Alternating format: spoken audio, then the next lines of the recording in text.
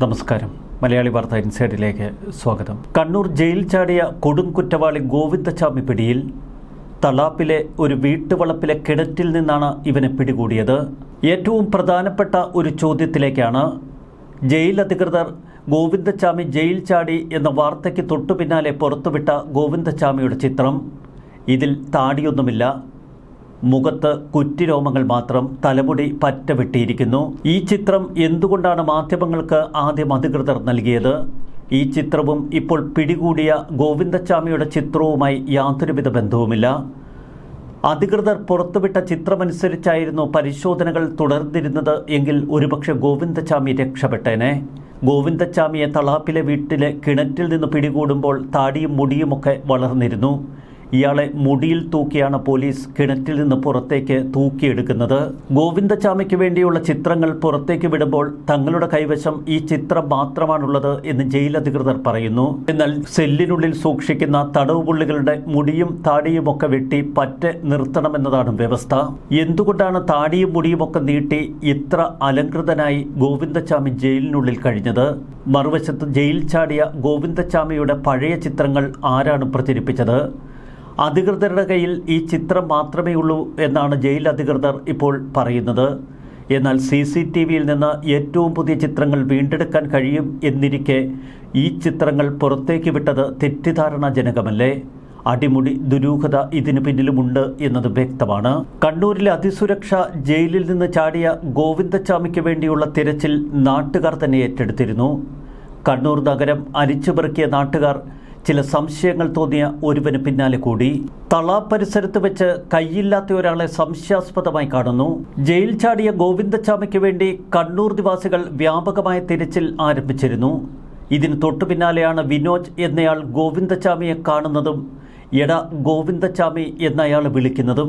Kannur bypass റോഡിൽ വശം ചേർത്ത് നടക്കുകയായിരുന്നു അപ്പോൾ ഗോവിന്ദച്ചാമിയുടെ തലയിൽ ഒരു ഭാണ്ഡം പിടിച്ചിരിക്കുന്നു. തലയിലെ ഭാണ്ഡത്തിലേക്ക് തന്റെ മുറിഞ്ഞ കൈ അയാൾ ഉയർത്തിപ്പിടിച്ചിരിക്കുന്നു. സമീപത്തുണ്ടായിരുന്ന ഓട്ടോ ഡ്രൈവറെയും കൂട്ടി 15 മീറ്ററോളം ദൂരത്തിൽ നടന്നു ചെന്നു. എടാ എടാ എന്ന് വിളിച്ചു. തുടർന്ന് എടാ ഗോവിന്ദച്ചാമി എന്ന് വിളിച്ചപ്പോൾ മതിൽ ചാടി അയാൾ ഓടി. തുടർന്നാണ് തളാപ്പിലെ ഒരു വീട്ടുവളപ്പിലേക്ക് ഇയാൾ ഓടിക്കയറിയത്. ആൾതാമസമില്ലാത്ത വീട്ടുവളപ്പിലേക്ക് ഓടിക്കയറിയ ഇയാൾക്ക് പിന്നാലെ നാട്ടുകാർ. വിവരമറിഞ്ഞ പോലീസ് വീട് വളഞ്ഞു പോലീസ് പിടികൂടുമെന്നായപ്പോൾ വീട്ടുവളപ്പിലെ കിണറ്റിലേക്ക് ഇയാൾ എടുത്തു ചാടി. പിന്നീട് കിണറ്റിൽ നിന്ന് തലമുടിയിൽ കുത്തിപ്പിടിച്ചാണ് പോലീസ് ഇയാളെ തൂക്കി പുറത്തേക്കെടുത്തത്. ഓടിക്കൂടിയ നാട്ടുകാർ അയാളെ കൊന്നുകളയാൻ ആക്രോശിക്കുന്നു. കാടുപിടിച്ചു കിടന്ന വീട്ടുവളപ്പിലേക്ക് ഓടിക്കയറിയ ഗോവിന്ദച്ചാമിയെ പിടികൂടി എന്ന തരത്തിൽ കഴിഞ്ഞ കുറേ മണിക്കൂറുകളായി വാർത്തകൾ പ്രചരിച്ചിരുന്നു. എന്നാൽ ഈ വാർത്തകൾ പുറത്തു വന്നതിന് 1 മണിക്കൂറിന് ശേഷമാണ് പോലീസ് ഔദ്യോഗികമായി സ്ഥിരീകരണം നൽകിയത്. ജയിൽ ചാടി 4 കിലോമീറ്റർ അകലെ വരെ ഇയാൾ ഓടിയെത്തി എന്നതാണ് കേരളത്തെ നടുക്കുന്ന വിവരം. ഗോവിന്ദച്ചാമിയെ തുടർന്ന് കണ്ണൂർ ടൗൺ പോലീസ് സ്റ്റേഷനിലേക്ക് എത്തിച്ചു. ട്രെയിനിൽ നിന്ന് പെൺകുട്ടിയെ തള്ളിയിട്ട് ക്രൂരമായി ബലാത്സംഗം ചെയ്ത് കൊലപ്പെടുത്തിയ കേസിലെ പ്രതിയാണ് ഗോവിന്ദച്ചാമി. കേരളം അത്രയേറെ വെറുക്കുന്നു ഈ ഗോവിന്ദച്ചാമി ജയിൽ ചാടി വിവരം അധികൃതർ അറിഞ്ഞത് മണിക്കൂറുകൾക്ക് ശേഷം. രാവിലെ സാധാരണ പരിശോധനകൾ നടത്തുമ്പോഴാണ് ഗോവിന്ദച്ചാമിയെ കാണാനില്ല എന്ന വിവരം ജയിൽ അധികൃതർ മനസ്സിലാക്കുന്നത്. തുടർന്ന് മറ്റു സെല്ലുകളിൽ പരിശോധിച്ചു. അവിടെയും കാണാതായതോടെ ജയിൽ വളപ്പിലും പരിസരത്തുമൊക്കെ ജയിൽ അധികൃതർ പരിശോധന തുടർന്നു. സെല്ലിന്റെ കമ്പി മുറിച്ചാണ് ഇയാൾ സെല്ലിൽ നിന്ന് പുറത്തു കടന്നത്.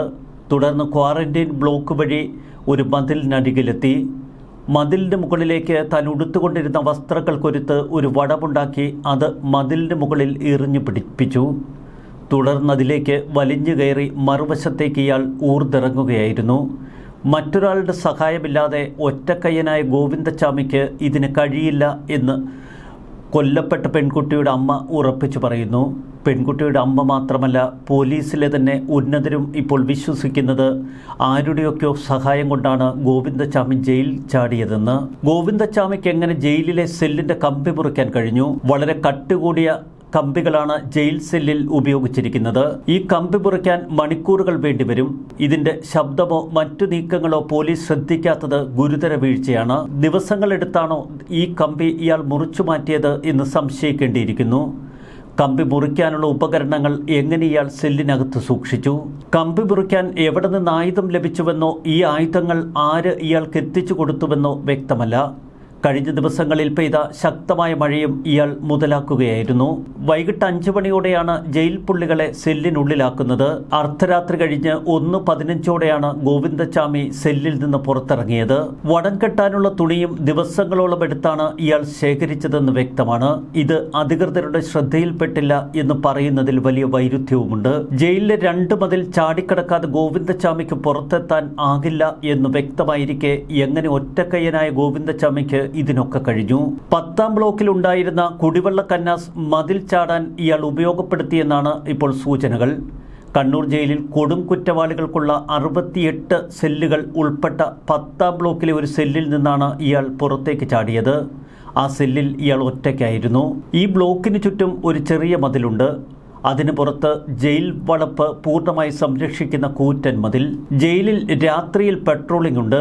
എന്നാൽ പുലർച്ചെ മതിൽ ചാടിക്കടക്കാൻ ഇയാൾ ഉപയോഗിച്ച തുണിവടം കണ്ടാണ് അധികൃതർ പോലും ഇയാൾ മതിൽ ചാടിക്കടന്നുവെന്ന് സ്ഥിരീകരിച്ചത്. ഗോവിന്ദച്ചാമി ജയിൽ ചാടി മണിക്കൂറുകൾക്ക് ശേഷമാണ് ഇയാൾ രക്ഷപ്പെട്ടുവെന്ന വിവരം ജയിൽ അധികൃതർ പോലും മനസ്സിലാക്കിയത്. തുടർന്നാണ് പോലീസിന് വിവരമറിയിക്കുന്നത്. ജയിൽ ചാടി 6 മണിക്കൂറുകൾ പിന്നിട്ടതിന് ശേഷം ഗോവിന്ദച്ചാമിക്ക് വേണ്ടി തെരച്ചിലുകൾ ആരംഭിക്കുന്നു. ജനം അപ്പാടെ ഇളകിയതോടെ ഇയാൾക്ക് രക്ഷപ്പെടാൻ പോലും മാർഗമില്ലാതായി. ഇത്തരമൊരു ജയിൽ ചാട്ടത്തിന് ജയിലിനുള്ളിൽ നിന്നുള്ള ആരുടെ സഹായമാണ് ഗോവിന്ദച്ചാമിക്ക് ലഭിച്ചത്? മുൻപ് വില കൂടിയ അഭിഭാഷകരെ അടക്കം ശേഖരിക്കുന്നതിൽ ഗോവിന്ദച്ചാമി വിജയിച്ചിരുന്നു. അന്നതിന് അയാളെ സഹായിച്ചത് മുംബൈയിൽ നിന്നുള്ള വലിയ മാഫിയകളാണ്.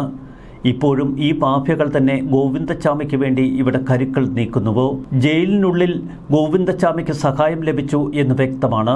അതുപോലെ തന്നെ മതിൽക്കെട്ടിന് പുറത്തും ഗോവിന്ദച്ചാമി പുറത്തേക്ക് വരുന്നതും തുടർന്ന് ഗോവിന്ദച്ചാമിയെ രക്ഷപ്പെടുത്താനുമൊക്കെ ചില സഹായങ്ങൾ അയാൾക്ക് ലഭിച്ചിരുന്നുവെന്ന സൂചനകളാണ് പുറത്തു വരുന്നത്.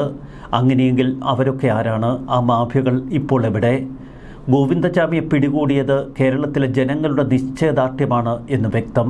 ന്യൂസ് ഡെസ്ക് മലയാളി വാർത്ത ഇൻസൈഡ്.